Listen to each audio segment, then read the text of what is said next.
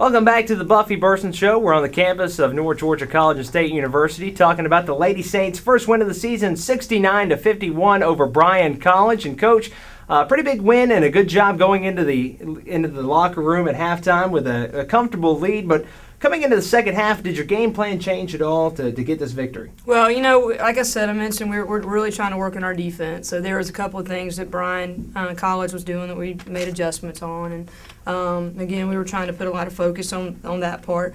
And then offensively, putting in a new offense, it's always a little bit of struggles here and there. So we were kind of tweaking that a little bit, making sure we were getting ball reversals and getting the ball to the right people at the right time. So that was pretty much it at halftime.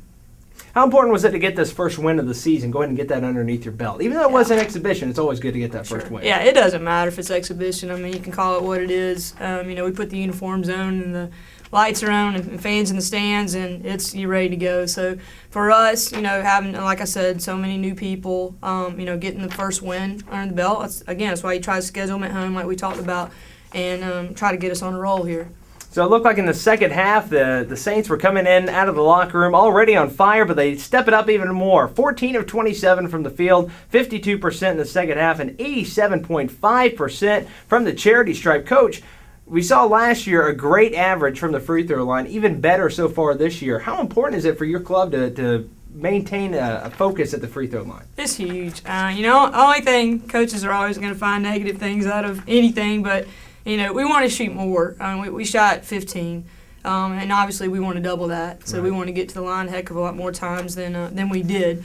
But and we've talked to individual players about doing that. We feel like we have the players that can do that. So if we can get to the line more, then I'll be really pleased. Especially if we're shooting it that well. So the final stats for the game is North Georgia takes down Bryan College 69-51. For the Saints, from the field, 45%, 30% from behind the arc, and 80% from the free throw line. They finish out with those stats. Pretty good win here to start off the season, Coach. We're going to take a short break. When we come back, we're going to take a look around the Peach Belt, take a look at the preseason coaches poll, as well as we'll preview the up-and-coming Reinhardt College, who you guys have next. We'll talk about that next here on SaintSports.com. My name's Corey Hirakawa. Mario Guerrero. I'm Brian Maloney. I'm on the women's soccer team. And I chose D2. And I chose D2. And I chose D2 track. I'm Brittany Carino. My name is Henry Patterson. I play softball. I'm a sophomore majoring in political science. And I chose Division 2. And I chose Division 2. My name's Hillary Hansen. Sebastian Moore. Denise Herrera. And I chose D2. I chose D2. My name's Eileen Patton. I'm a psychology major. Biochemistry and Spanish. Elementary education major. I'm a political science and critical gender studies major. I'm a volleyball player. Football, basketball player. I play basketball and volleyball. And I chose D2. I chose D2. D2. I chose Division 2. I chose D2. I chose D2. I chose D2. Yes! Okay.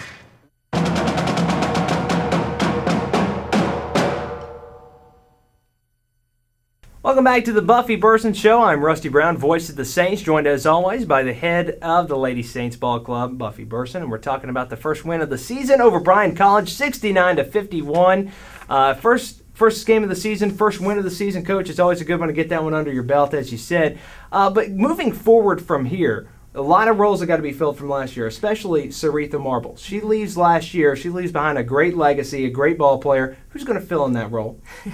That's a great question. It's obviously going to take a team effort to do that. There's not going to be one, individual person that could step in and take Saritha's, all that she did for our program.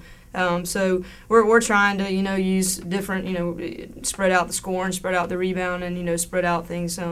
A lot more and be a lot more consistent than we were last year. We relied on her so much and put so much on her shoulders, but she's back as a graduate assistant and she's continuing to use display her leadership role, and she still has influence over the team, which is so important. And so there's not going to be one person that's going to do that. She's just big shoes to fill, but it's going to take Aisha Alexander, it's going to take Janice Healy, it's going to take Whitney, it's going to take everybody, coming together and filling those shoes. Should be tough with a bunch of young girls, but these freshmen, they're getting a lot of playing experience right off the bat. Could be filling in that role really quickly. Mm-hmm. Taking a look around the Peach Belt for the preseason rankings, Clayton State on top in the coaches poll, followed by Francis Marion, Lander, Columbus State, GCSU at 5, USC Aiken, Pembroke, Armstrong Atlantic at 8, North Georgia being ranked 9th in the preseason. How do you feel about this, being about down near the bottom a little bit, towards the middle? Got a chance to sneak up on some teams, though. Yeah, I feel it's accurate.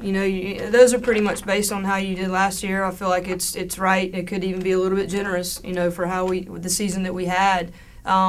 I feel like the teams that are up at the top are the teams that need to be there right now. Hopefully, with the divisions being split up this year, that we can sneak up on some teams. It's tough. We our division, whatever division you're in, you're going to feel like it's the tougher one. And of course, having Clayton and Columbus and Georgia College, you feel like those are going to be 3 teams that obviously they're picked up really high, that we're going to really need to take everybody seriously, but definitely try to get some wins on them.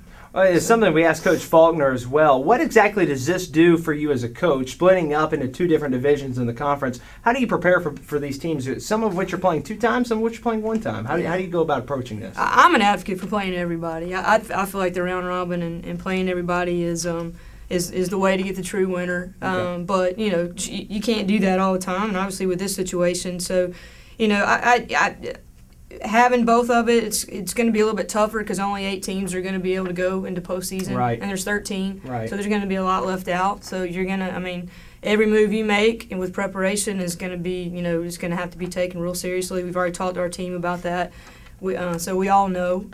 So you're going to try to have to win the ones at home and try to steal some on the road, and like I said, even the other half, even the east half, are going to have to take real seriously and pick up some wins. So the Saints take down Bryan College 69-51. Their next upcoming opponent is the Reinhardt College Eagles. Coach, another exhibition game for the ladies. Reinhardt coming in 1-1. They got a loss to Shorter, win to Concordia. They're led by Kinsey Gallion, who's averaging 11 points and 7 rebounds a game. They're coming from NAIA. How do you prepare for this team? Yeah, it's going to be our first real game of the season. So as far as preparation goes, we're going to continue to work on the things that we're trying to get better at, our new offense and work on defense like we've been trying to put a lot of most emphasis on right now.